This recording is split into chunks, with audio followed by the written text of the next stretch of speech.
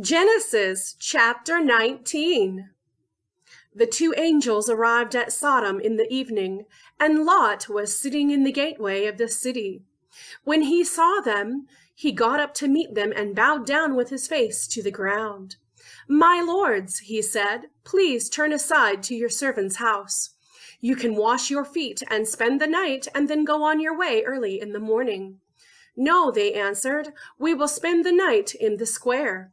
But he insisted so strongly that they did go with him and entered his house. He prepared a meal for them, baking bread without yeast, and they ate. Before they had gone to bed, all the men from every part of the city of Sodom, both young and old, surrounded the house. They called to Lot, "Where are the men who came to you tonight? Bring them out to us so that we can have sex with them." Lot went outside to meet them and shut the door behind him and said, "No, my friends, don't do this wicked thing. Look, I have 2 daughters who have never slept with a man. Let me bring them out to you, and you can do what you like with them. But don't do anything to these men, for they have come under the protection of my roof." "Get out of our way," they replied. "This fellow came here as a foreigner, and now he wants to play the judge. We'll treat you worse than them." They kept bringing pressure on Lot and moved forward to break down the door. But the men inside reached out and pulled Lot back into the house and shut the door. Then they struck the men who were at the door of the house, young and old, with blindness, so that they could not find the door. The 2 men said to Lot, "Do you have anyone else here, sons-in-law, sons or daughters, or anyone else in the city who belongs to you? Get them out of here, because we are going to destroy this place. The outcry to the Lord against its people is so great that he has sent us to destroy it."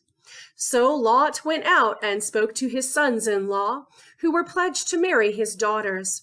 He said, "Hurry and get out of this place, because the Lord is about to destroy the city."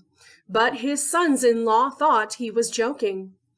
With the coming of dawn, the angels urged Lot, saying, "Hurry, take your wife and your 2 daughters who are here, or you will be swept away when the city is punished." When he hesitated, the men grasped his hand and the hands of his wife and of his 2 daughters and led them safely out of the city, for the Lord was merciful to them. As soon as they had brought them about, one of them said, "Flee for your lives. Don't look back and don't stop anywhere in the plain. Flee to the mountains, or you will be swept away." But Lot said to them, "No, my lords, please. Your servant has found favor in your eyes, and you have shown great kindness to me in sparing my life. But I can't flee to the mountains. This disaster will overtake me, and I'll die. Look, here is a town near enough to run to, and it is small. Let me flee to it. It is very small, isn't it? Then my life will be spared." He said to him, "Very well, I will grant this request too. I will not overthrow the town you speak of, but flee there quickly, because I cannot do anything until you reach it." That is why the town was called Zor. By the time Lot reached Zor, the sun had risen over the land.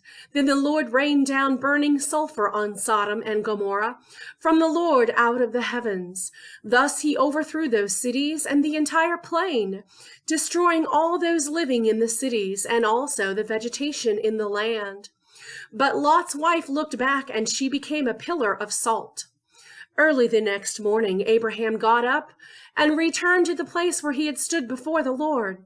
He looked down toward Sodom and Gomorrah, toward all the land of the plain, and he saw dense smoke rising from the land, like smoke from a furnace.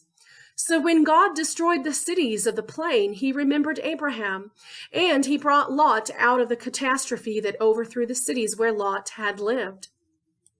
Lot and his 2 daughters left Zor and settled in the mountains, for he was afraid to stay in Zor. He and his 2 daughters lived in a cave. One day the older daughter said to the younger, "Our father is old, and there is no man around here to give us children, as is the custom all over the earth. Let's get our father to drink wine and then sleep with him and preserve our family line through our father." That night they got their father to drink wine, and the older daughter went in and slept with him. He was not aware of it when she lay down or when she got up. The next day the older daughter said to the younger, "Last night I slept with my father. Let's get him to drink wine again tonight, and you go in and sleep with him, so we can preserve our family line through our father." So they got their father to drink wine that night also, and the younger daughter went in and slept with him. Again he was not aware of it when she lay down or when she got up. So both of Lot's daughters became pregnant by their father. The older daughter had a son, and she named him Moab. He is the father of the Moabites of today. The younger daughter also had a son, and she named him Ben-Ami. He is the father of the Ammonites of today.